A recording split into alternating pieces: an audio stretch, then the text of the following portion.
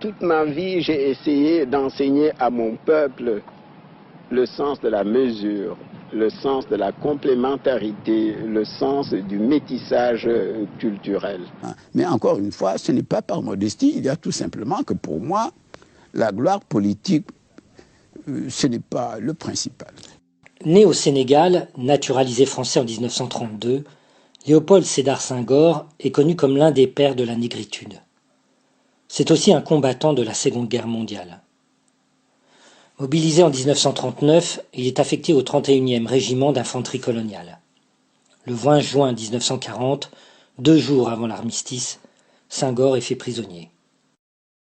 Séparé des combattants blancs, Senghor et ses compagnons noirs échappent à la folie meurtrière et raciste des troupes allemandes grâce à l'intervention d'un officier français.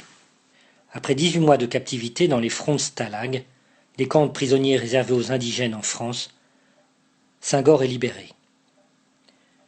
Il s'engage alors dans le Front national universitaire pour soutenir la résistance. Au lendemain de la victoire, il devient député de la 4e République, élu au Sénégal. Il sera ministre et enfin, à l'heure des indépendances, premier président du Sénégal.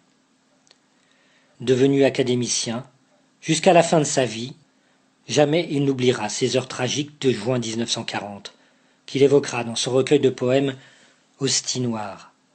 En effet, mon père était un propriétaire terrien assez aisé, mais chez les Sérères, on est de la famille de sa mère.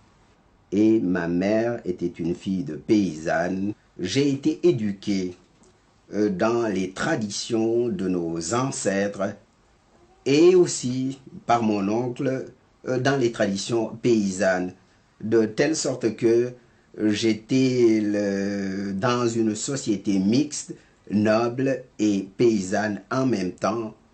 On m'a appris d'une part le sens de l'honneur, le sens de la dignité et d'autre part, on m'a appris le sens de la terre. Je me rappelle, c'est en 3e que j'ai commencé à prendre conscience des réalités, de la nécessité de choisir. Le père Lalouse était très conservateur. Il nous affirmait, quand nous contestions, quand nous réclamions des draps, il nous renvoyait au pagne de nos ancêtres et nous disait qu'il n'y avait pas de civilisation chez nous. Et d'autre part, il ajoutait que nous étions encore de grands enfants, qui nous laissions prendre aux verroteries des mots.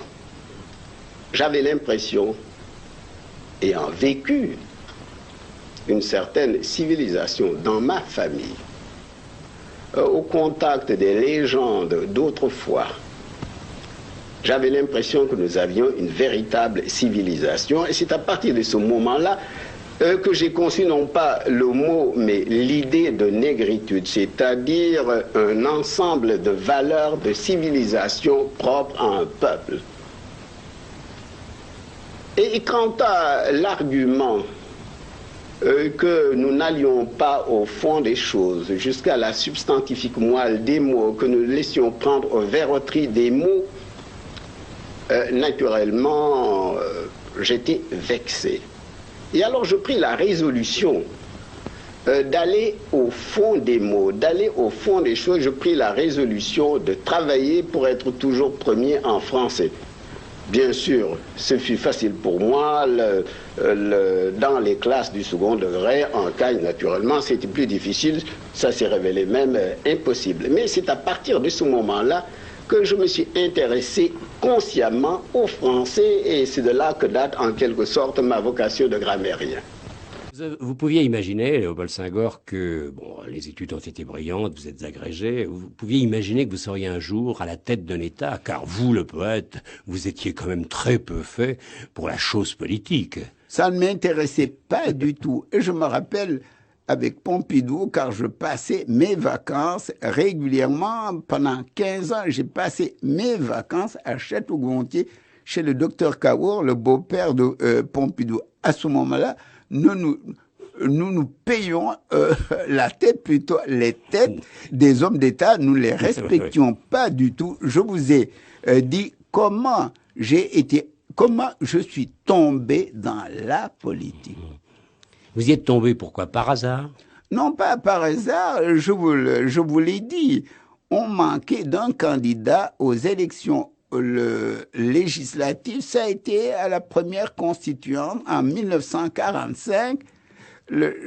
J'étais au Sénégal où je préparais ma deuxième thèse de doctorat d'État sur la poésie populaire sérère.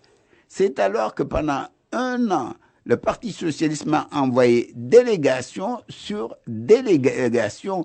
Alors, pour les décourager, je leur ai dit, vous voyez bien, je suis socialiste, mais je suis catholique et pratiquant. Et on m'a répondu, c'est très bien.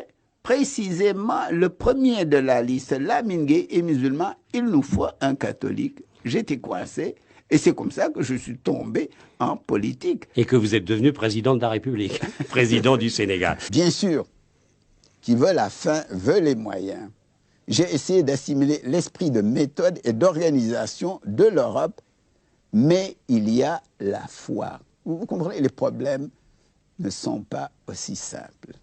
Le réveil de l'islam, comme le réveil chrétien en Afrique, est une réaction spiritualiste contre le matérialisme de l'Occident. Mais quand il prend des formes comme ce réveil de l'islam, comme il peut les prendre en Iran, ou comme il peut les prendre sur un plan politique à travers un homme comme Kadhafi, cela ne vous inquiète pas?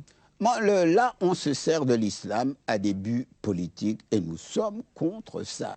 Et c'est la raison pour laquelle, au Sénégal, il n'y a pas de problème religieux ou racial.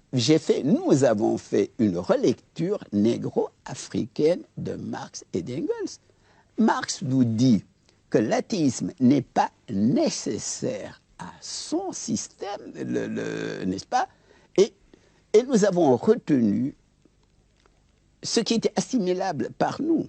Vous pensez qu'il faut faire une relecture africaine de tout ce que l'Occident peut vous amener? Mais exactement, nous faisons une relecture africaine de tout ce que l'Occident peut nous amener. Mais Monsieur le Président, est-ce que les jeunes intellectuels africains ne vous reprochent pas justement de trop pousser le grec, le latin, c'est-à-dire ce qui était appartenant beaucoup plus à la culture occidentale? Je rappelle qu'en 1937, j'étais un jeune universitaire, agrégé de grammaire. J'ai fait une conférence où je préconisais le retour aux langues et civilisations négro-africaines. Mais aucun intellectuel ne m'a approuvé. Ils ont réagi en disant, maintenant il est professeur de latin et du grec et il nous ramène aux langues négro-africaines. Actuellement, qu'est-ce que nous préconisons au Sénégal? Qu'est-ce que j'ai préconisé? C'est de nous enraciner dans les valeurs de la négritude, n'est-ce pas, en ressuscitant nos langues. Parmi nos 23 langues, nous avons choisi 6 langues nationales. Et nous sommes en train de les expérimenter à l'école primaire. Quand le système sera mis au point, l'élève, la première année, apprendra à lire et à écrire dans sa langue natale. La deuxième année, il commencera le français, vous voyez. Et aujourd'hui, n'est-ce pas, nous devons, comme le français, notre langue de communication internationale est une langue romane, il faut que la deuxième langue soit une langue d'origine germanique. Les élèves ont à choisir entre l'anglais et l'allemand. Nous sommes pour le métissage culturel. Il faut donc nous enraciner dans les valeurs de la négritude et nous ouvrir aux autres valeurs. C'est le blues de Langston Hughes, intitulé en anglais Our Land. Nous devrions avoir un pays de soleil rayonnant, un pays d'eau toute parfumée où le crépuscule est un soyeux mouchoir de bandanes rose et or, et non pas ce pays où la vie est froide.